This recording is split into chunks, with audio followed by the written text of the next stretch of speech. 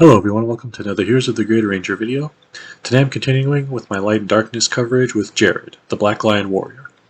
Now, Jarrod's combat deck consists of 3 3-shield cards, 4 2-shield cards, and 3 1-shield cards.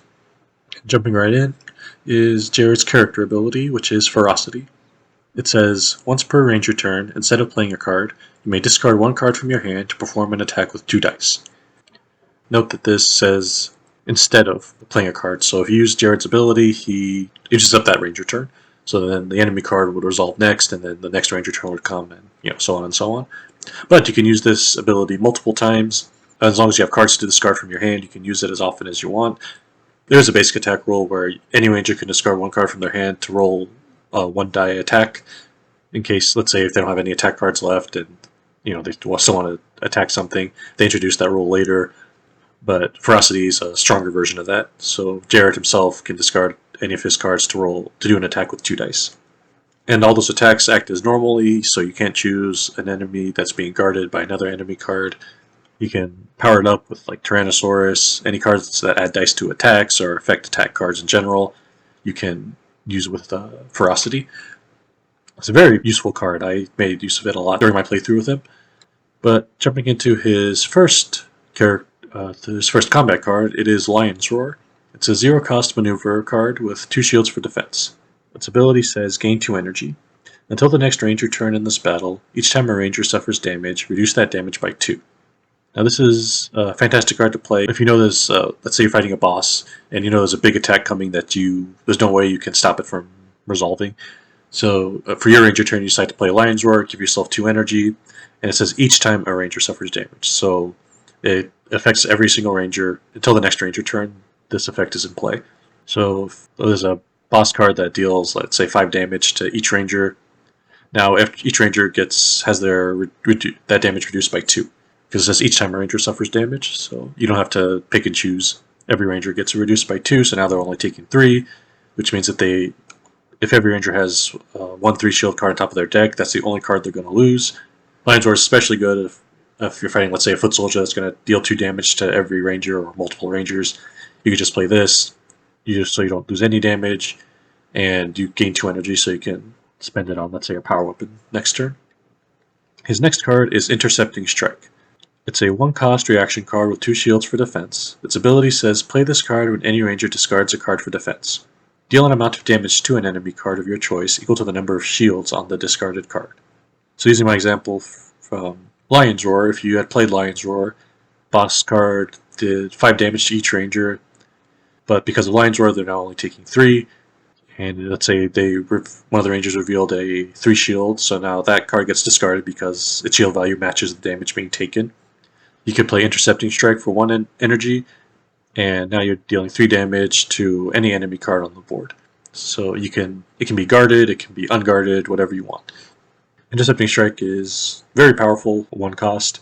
It's potentially 3 guaranteed damage. I did use it on a 3-shield card, so I was able to deal 3 damage to an enemy card while I was playing with Jarrod. But moving on, Jarrod's next card is Lion Combo, a 1-cost reaction card with 3 shields for defense. Its ability says play this card when any Ranger defeats an enemy card with an attack. You will perform an attack with 2 dice. If, let's say, Merrick was able to defeat an enemy card with his Lunar Q, then Jarrod could play Lion Combo for 1 energy and perform an attack with 2 dice, kind of similar to his character ability, his Ferocity. You'll see that Jarrod does a lot of 2-dice attacks, stuff like that.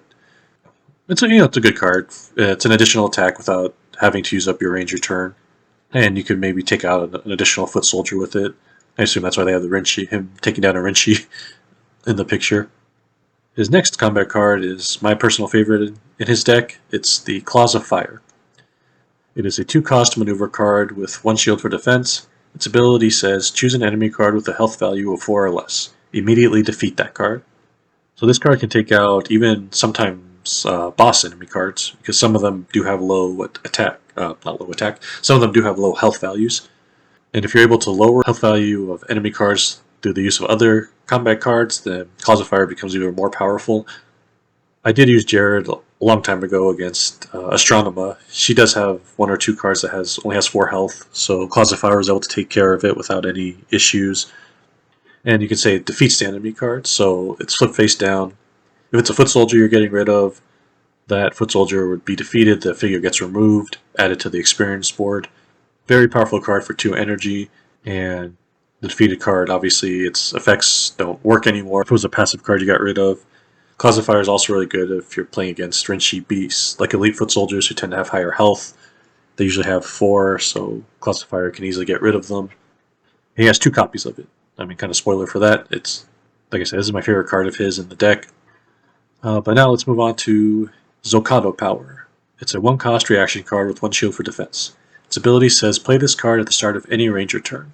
Until the end of this turn, add 1 die to each attack. This kind of can work in combination with his Lion combo. Merrick uses, let's say, his Full Moon Slash to attack. He gets, well, he plays Zocado Power first, start of any ranger turn, so each attack gets 1 die added to it, so Merrick will use his Full Moon Slash, so now he's rolling 4 dice, and you could potentially either defeat an enemy or gain some energy with it, depending on what you roll. But if you do defeat an enemy, you can then play Lion combo for another energy, and now you perform 1 more attack with 2 dice, but Zocado Power ups it to 3 dice. So you're doing 2 attacks with multiple extra dice for each one. I'm sure there are better combos with this card, but that's just a basic one with the Rangers that I have, that I was using this last one. I actually did not use Zocado Power in my game, but I think I only drew it near the end, and I didn't really have much of a use for it at that point, because I think I was low on energy. It's still a really powerful card if you can take full advantage of it. Next is his power weapon, quote unquote. It's Spirit of the Lion. It's a 3-cost maneuver card with 3 shields for defense. Its ability says, until the end of this battle, at the end of each ranger turn, including this one, if you did not perform an attack, you may perform an attack with 2 dice. So this is kind of an extension of his Ferocity character ability, except, I mean, this costs 3 energy to use, but even if you play this, you can use this on the turn that you played it, because it says including this one.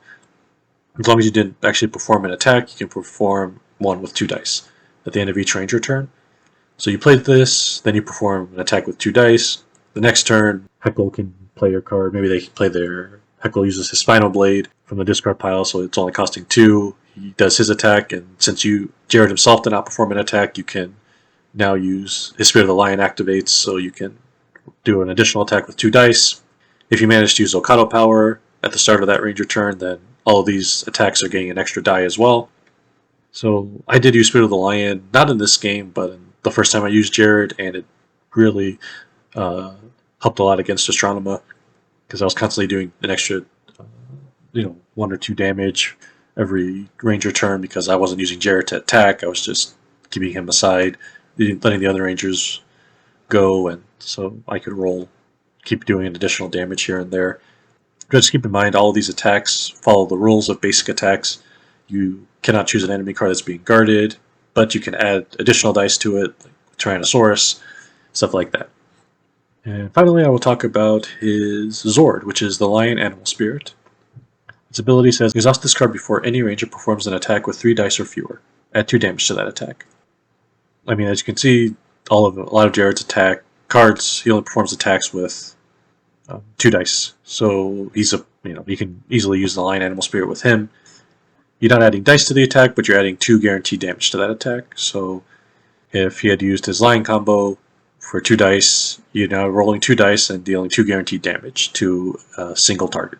It's a very powerful card, and there are lots of rangers that only roll 3 dice or fewer. A lot of the 1-cost attack cards are 3 dice or less, so you can add an additional guaranteed 2 damage to it. Merrick's Full Moon Slash, good example. I can't remember Heckle's card. He has one like that, 1-cost 3 dice attack. The Lion Animal Spirit is perfect with those cards. Yeah, really powerful. I did not draw the Lion Animal Spirit. He was the last Zord that I drew, so I only got to use him like once in my game, but I wish I'd drawn him sooner because he's a very powerful Zord. I think he's one of the better ones in the game because he's a 2 guaranteed damage.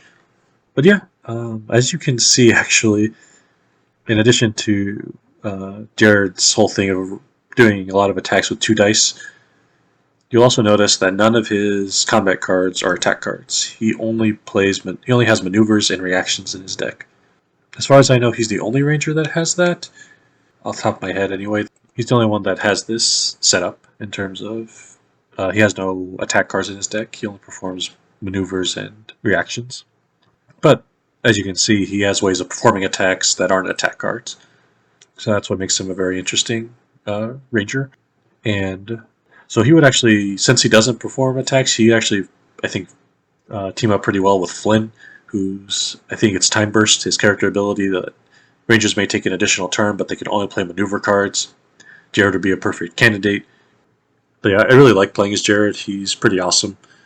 Now, breaking down Jarrod's combat deck in more detail, he has 2 copies of Lion Combo, 2 copies of Lion's Roar, 2 copies of Intercepting Strike, 2 copies of Claws of Fire, 1 copy of Zocado Power, and 1 copy of Spirit of the Lion. And yeah, that is Jarrod in a nutshell. He does a lot of low dice attacks, but that doesn't mean he doesn't have any attack cards, but that doesn't mean he's not a very powerful Ranger who can't support his team. I mean, Claws of Fire automatically defeats most of the cards in the game. And he can do lots of chip damage here and there, or actually lots of big damage, potentially, like Intercepting Strike. And Lion Combo can combine with the Spirit of the Lion and Zocado Power. He can deal a lot of damage even though he doesn't have attack cards. I hope you enjoyed the video.